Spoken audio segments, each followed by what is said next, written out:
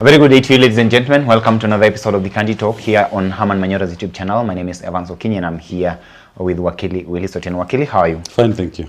Yes. The president is in Beijing, China, and of course is gone there to have some sort of engagements and discussions with the president of that particular country. Look at what is taking place there. And of course, for the common Mwananchi, we would make it clear to them that it seems like the president has gone to seek for another lending, or rather another financial aid from this particular country.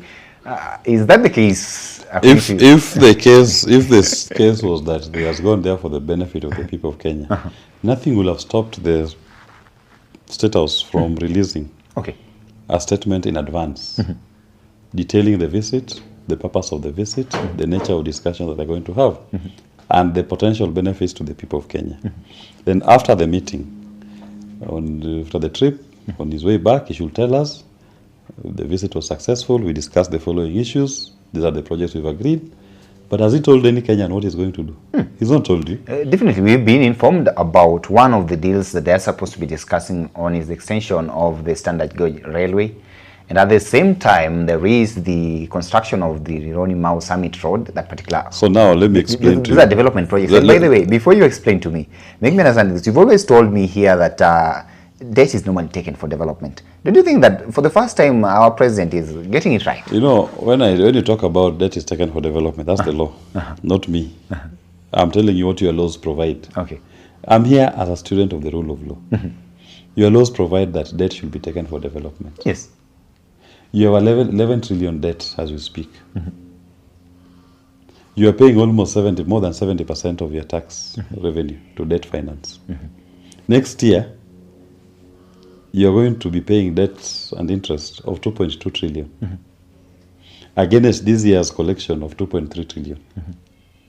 And you think the solution is to go and borrow more.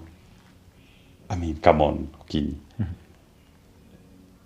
You'll be asking yourself, how do I manage this debt trap I've caught myself in? Not going to take more loans to build vanity projects. Because SGI is a vanity project.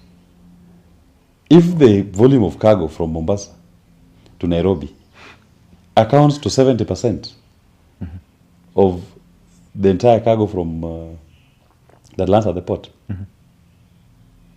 and the Nairobi-Mombasa route is not viable, you're just losing money every day. In fact, that train to run every day, operating cost alone is almost 25 million per day, and it makes 18 million every day. So it's a loss. Now, you want to continue the vanity project from Nairobi to Sijui Malaba, where the volume of cargo is is now 30%, less than what you have in the one that is making a loss. How is that a project that you should even be celebrating? You must ask yourself the viability. Is that something you tell people that we are going to borrow money to take SGR to Malaba? You should be ashamed. So for you, are you therefore trying to say that the president's visit to China is unnecessary? The unspoken word is he's gone there to look for ways to deal with this debt issue. Yeah, China is one of our leading lenders. Yes. And some of their debts are maturing next year. And I've told you the debt situation. What they are not going to tell you is that he's in China to try to find ways in which they can deal with this debt issue. Yeah, the rest are just side shows. But the key issue in China is the debt. Okay. Those Chinese debts that are maturing next year, the interest rates that are due for payment next year, are we able to afford them? I've told you, almost 100%, if we maintain the collections for this year. Almost 100% of collections for this year. If we don't increase our taxes, then it means next year we'll collect the same amount. 100% of it is going to debt finance. Who is being paid? China is one of them. Domestic banks, the Paris Club, the London Sovereign Group. So his trip is going to discuss this. So that means that the president actually fears that the country may be on the verge of defaulting. Of on loans. course, That is why. that is on top of his head. But initially, we saw Honorable Ndindi Nyoro, the former chair of the Budget and Appropriations Committee in Parliament, come forth and say that, look, we are at the risk of defaulting here. Then he was quickly dismissed by the Treasury. CS, of course, and he said that, no, look, we are okay as a country, and then we now see that. Does it mean that the government knows some sort of truth that it's trying to hide from? Of course, those who are in government, they know the true picture of the economy, and they know the true state of the debt payments. And obviously, they are tinkering on a default, and it's not looking good. I've just told you the payments which are due next year. They are impossible to make unless you end an arrangement with the lenders. Maybe convince China to restructure some of the debts, delay some payments which are due next year, restructure it. What do you offer in return to China? The last time when Eurobond was due for payments, they restructured it. They refinanced it at a higher interest rate. Yeah. So how do you go to China and tell them, I want to restructure my debt, and while at it, give me a loan to build a choo-choo train from Nairobi to Malaba? That makes sense. Even China will look at you like you're not serious. This one that we've done from Mombasa to Nairobi is making losses. You want to continue the vanity project to Malaba, when even the volume of cargo is now only 30%. The one that has the most volume of cargo is making losses. How is this a project I can put my money in? So the projects are the PR statements you are being made. But the true picture of what is going to do in China is to discuss this debt. That debt must come on the table. In fact, before they discuss any project, the first issue will be the question of the debt. How will you pay it? And I'm sure they're going to ask that allow us to restructure, renegotiate the repayments. If they agree, then you can now discuss those other things. But you can never tell Kenya that I'm going to discuss with the Chinese how to restructure your debts. That cannot be told to the people of Kenya. It's discerning eyes and ears like myself, who understand these things, that can tell you. Because we know the true state of the economy. We know the figures. We know the collections. We know what is due for repayments. So all Kenyans need to do it. And there's nothing special about knowing it. It's just the same way in your own household. You know which debts are due next month. You know how much you're earning. So you know which shopkeeper to go and talk to delay his payments, which are due next month. Give you a breather. That's what he has done. He has gone to a shopkeeper to get a breather. Otherwise, if you not but at the same time, ask for more. You hope that the shopkeeper will give you more. But it's a long shot. How? So the first conversation is, you already owe me this much. How will you pay it? So you agree on a restructure. If you agree on a restructure, then I'll now pay you more based on what we've agreed. But he'll never tell you we're going there to discuss restructuring of the debt. But it must definitely come up.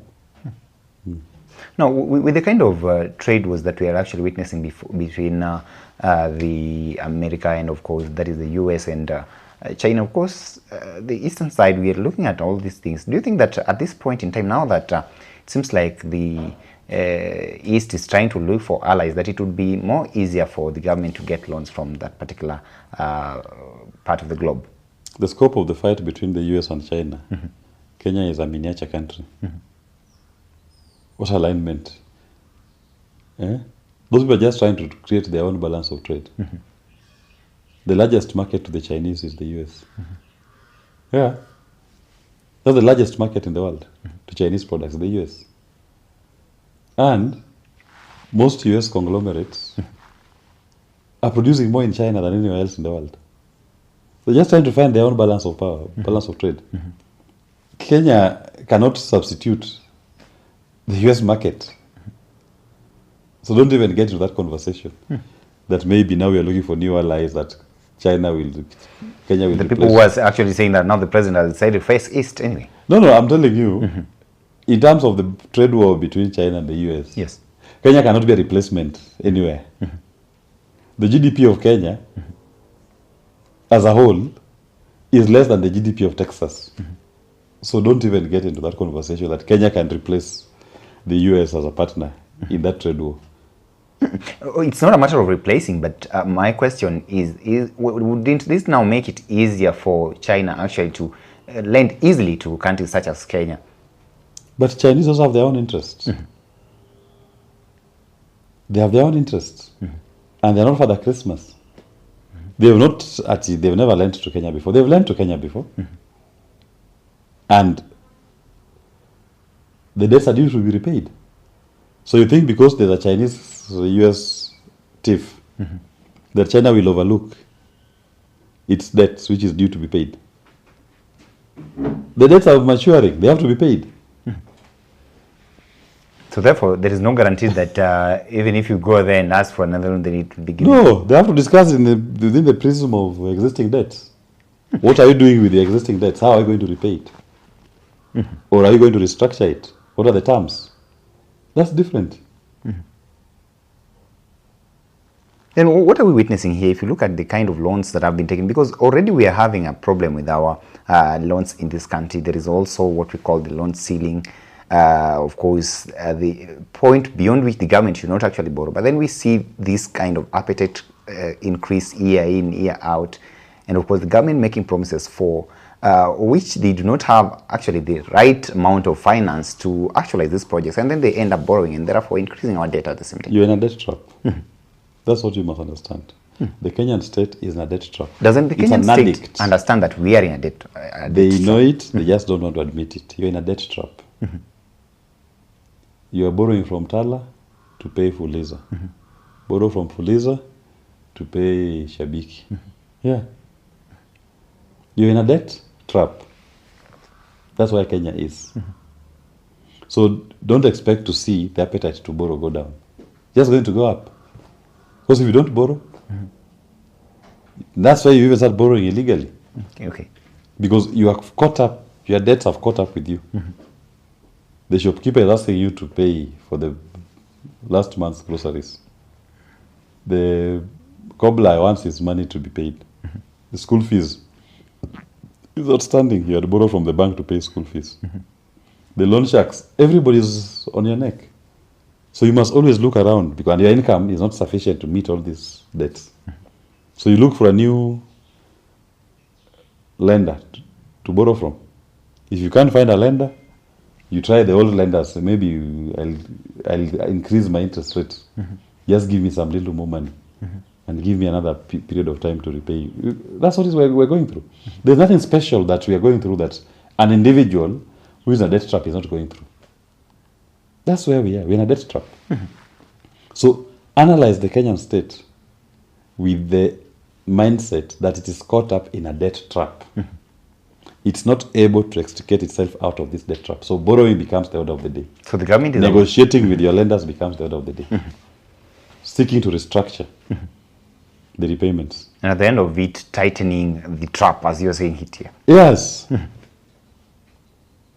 It's a rope that is coming to an end. The noose is just closing in. So you buy 1 day, you buy 2 days, 1 month, 1 year.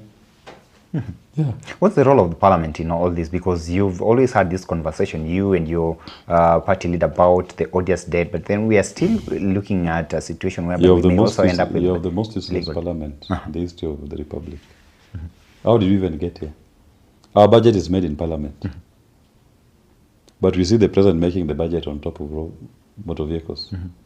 No parliamentary sanction. He's making commitments on things to do without parliamentary approval. Parliament should have known that any lending in this country, borrowing, should be done as per our laws with their approval. Those projects that are being talked about here everywhere, where are they in the budget? Where did Parliament approve them? And even the funding. Leave that one alone. Most useless institution in the history of the Republic. Even worse than the presidency. Is that Parliament. And finally, even if the government is given these loans for these projects, talk about the Mau Summit Road, talk about the extension of the SGR, Don't we then still have the kind of fear of the inflation of the actual values of these things at the end of the day, as it was done with the SGR, the one that we have in the country? Of course, the issue of governance also comes in. Even the money that we borrowed, how are we using them? Yeah, you go and borrow money and you're spending half of it drinking. That's what they do. So the cost of the project comes exorbitant and a drain to the taxpayer. Why? Because people decide they want to eat. They make it exorbitant.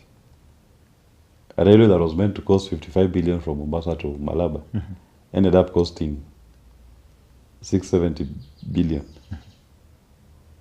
off our books, and then a loan of 450 billion. Total 1.2 trillion. Yeah. That's the state of the nation. Debt is tax in advance. When your government is mismanaging debt like it is, remember it has taxed you already for next year. It has taxed your children because it's the tax money that is used to pay that debt. They have no leeway in your tax money because bulk of it is going to debt. So they are borrowing more to steal it and mismanage it in advance. So the tax that was going to be paid next year but one, that could have gone towards providing basic services, is now going to be spent to pay your debt. If you knew very well that the country is at the risk of defaulting, wouldn't you have done the same thing that the president has done presently? As we are very clear as Safina Party, we will not pay Odia's debt. We will not pay. So you won't even go the idea of restructuring. No, we're structuring what is legal, not illegal. We will not pay any Odia's debt. We are very clear. We will open the debt book. Any debt that is legal there, we will not pay. If there's any debt that was illegally taken, we will not pay. That is our stance as Safina Party. Odia's debt we will not pay. We deal with the consequences. Will be interesting. Let me wait for the Safina Party government that says they will not pay debt. And they will not pay Odia's debt. They will not pay Odia's debt. Yes. Okay. Let's wait and see what happens, ladies and gentlemen. We wish Wakili Willis Otieno and his party leader Jimmy Wanjigi all the best in their quest to lead this particular country. Allow me to stop for now till we have this conversation again. Have yourself a lovely day.